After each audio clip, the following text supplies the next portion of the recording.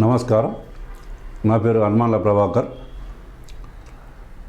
నేను మా స్వగ్రామం వచ్చి జనగాం తాలూకా కిలాషాపూర్ గ్రామం అని రఘునాథ్పల్లి మండల్. మా ఫాదర్ టీచర్. మేము పుట్టి పెరిగినంత కిలాషాపూర్ గ్రామమే మాది. వాస్తవ్యం అక్కడే మాది. ఒక 30 సంవత్సరాల తర్వాత మేము వరంగల్కి రావడం జరిగింది. మేము అక్క చెల్లెలు అన్నదమ్ములు 6 మేము. దాంట్లో నేను 2వ వాడిని. మా ఫాదరు చాలా అందరికీ కష్టపడి పెళ్ళిళ్ళు చేసి అందరినీ ఒక స్టేజ్లో తీసుకొచ్చాడు. ఇప్పటివరకు కూడా అందరం బాగానే ఉన్నాం.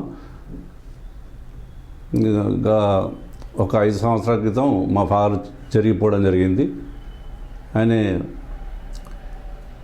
వరంగల్కి వచ్చినాక నాకు ఒక కోరిక ఉండేది, ఎట్లాగైనా నేను పోలీస్ డిపార్ట్మెంట్లో చేరాలి, ఏదైనా ఒకటి సాధించాలి అనే నాకు బాగా కోరిక ఉండేది.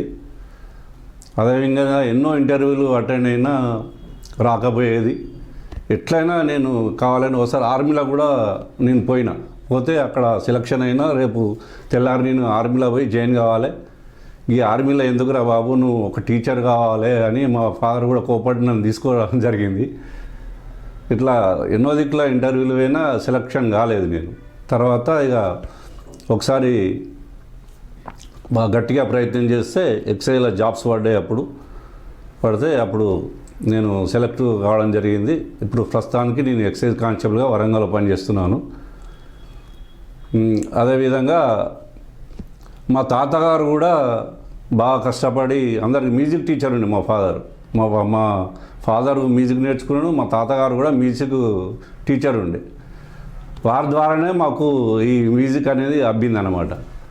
ఆయన మమ్మల్ని కూర్చోబెట్టి రోజు సంగీతం నేర్పేది. సాయంత్రం కాగానే స్కూల్ నుంచి రాగానే సంగీతం నేర్పేది. సరియమ్మల వరకు మా తాతయ్య నాకు గురువు.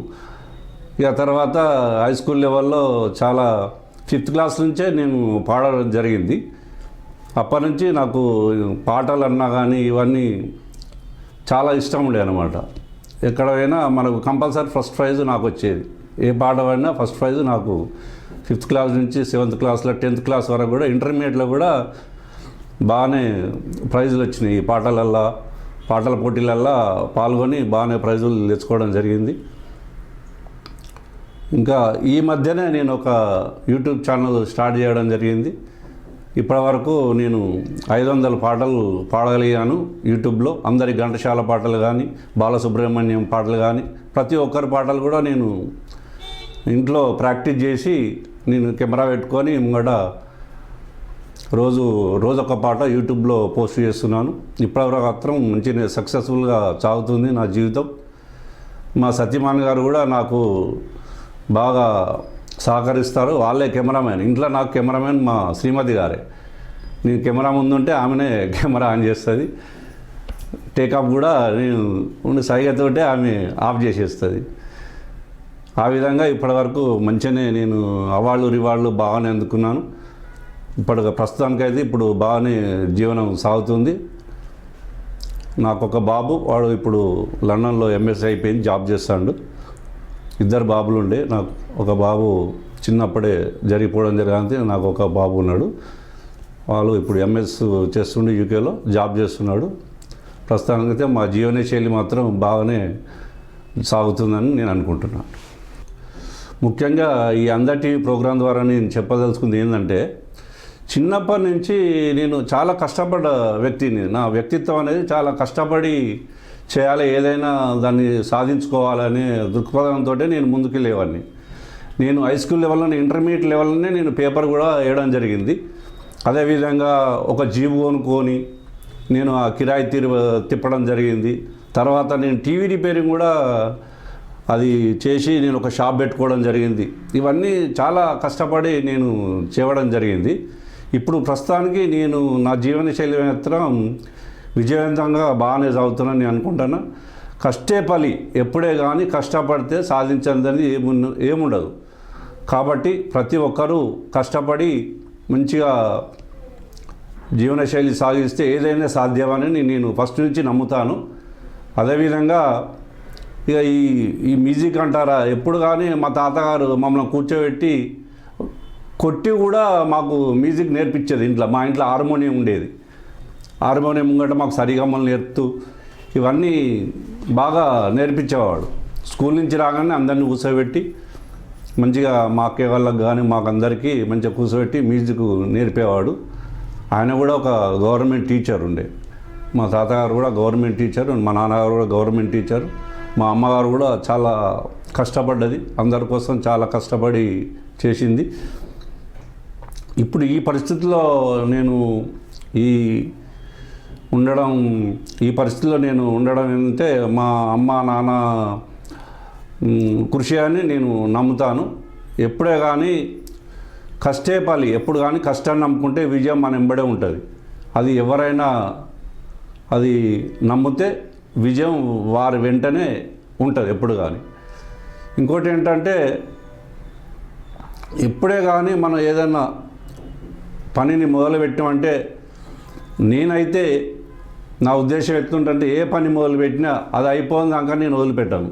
అట్లా ఉంటుంది. ఒక పాట పాడిందంటే అది సక్సెస్ అయ్యేంత వరకు నేను కంపల్సరీ ఒక 5 సార్లు కానీ 10 సార్లు పాడతాను. నేను పాడినాకనే యూట్యూబ్లో పెడతా. ఇప్పటి మాత్రం మంచిగానే అవార్డులు అందుకున్న మంచి మంచి ప్రోగ్రాంలల్లో పాల్గొనడం జరిగింది. మంచి అవార్డులు కూడా రావడం జరిగింది. మొన్న మన నేరేళ్ళ వేణుమాధవ్ గారి ఆడిటోరియంలో కూడా గంటాడి కృష్ణ గారు వచ్చి నన్ను కూడా నంది అవార్డు కూడా ఇవ్వడం జరిగింది. మొన్న ఉగాది పురస్కారం కూడా అందుకోవడం జరిగింది. మనం ఎప్పుడు కానీ కష్టపడితే గుర్తింపు దానంతలా అదే వస్తూ ఉంటుంది. కానీ మనం తప్పకుండా కష్టపడుతూ ఉండాలి. ఇప్పుడున్న సిచ్యువేషన్లో యువత పెడదారి పడుతున్నారు. అమ్మాయిలే కానీ అబ్బాయిలే కానీ. కొంచెం అమ్మాయిలు అయితే ఇక డ్రెస్ విషయాలు అయితే చెప్పొద్దు. ఇక చాలా వాళ్ళ డ్రెస్ సెన్స్ చాలా ఘోరంగా ఉంటుంది. అలా ఉండొద్దు, మంచిగా ఉండాలి. మంచి శారీస్ కట్టుకోవాలి. డ్రెస్ విధానం కూడా బాగుండట్లేదు. వాళ్ళ చూడడానికి కూడా మగపిల్లలకు మనం బయటికి వెళ్తే కొంచెం చూడడానికి బాగుండాలి. అదేవిధంగా మగపిల్లలు అయితే ఇక వాళ్ళ గురించి చెప్పనవసరం లేదు. ఈజీ మనకి బాగా అలవాటు పడి డ్రగ్స్ అని గంజాయి అని ఎక్కడ చూసినా వాళ్ళే అవపడతాను. నేను చేసే డిపార్ట్మెంట్ అది కాబట్టి ఇప్పటికి చాలామందిని పట్టుకోవడం జరిగింది. ఏదో పేరెంట్స్ను పిలిచి కూర్చోబెట్టి కౌన్సిలింగ్ ఇచ్చి పంపిస్తున్నాం.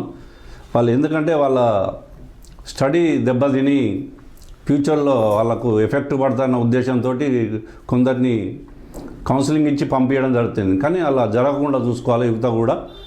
ఇది మాత్రం ఈజీ మనీ ఎప్పటికైనా అది నిలబడదు. ఈజీగా వచ్చింది ఎప్పటికీ నిలబడదు. కష్టే ఫలి. ఎప్పుడు కానీ కష్టాన్ని నమ్ముకుంటే విజయం మన వెంటనే ఉంటుందని నా యొక్క నమ్మకం. ఇంకా కొన్ని చెప్పాలంటే నా జీవితంలో చాలా మలుపులు తిరిగాయి. నేను ఈ మ్యూజిక్ నేర్చుకోవడానికి, పాటలు పాడడానికి ఇంప్రెషన్ అంటే ప్రజలని నేను కోరుకుంటా. కొందరు నన్ను హేళన చేసేవారు. అరే ఏం పాడుతున్నారు అబ్బాయి, నీకు పాడొస్తుందా అన్నట్టు అనేది అని నాకు ఒక బూస్ట్ లెక్క ఉండేది. వాళ్ళు అనే మాటలు నాకు ఒక బూస్ట్ లెక్క ఉండి నేను ఇంకా బాగా పాడేవాడిని. మా నాన్నగారు ఎప్పుడు అనేవారు నా నుంచి, నువ్వు నీ దగ్గర మంచి కళ ఉన్నారో మంచిగా అది కంటిన్యూషన్ చేయని నన్ను బాగా ప్రోత్సహించేవారు. ఎప్పుడు ఉన్నా మేమిద్దరు అన్నం కూర్చొని తినేటప్పుడైనా కూడా ఆయన బాగా చెప్పేవారు అన్న. నాకు గురువు అంటే మా ఫాదరే ఫస్ట్.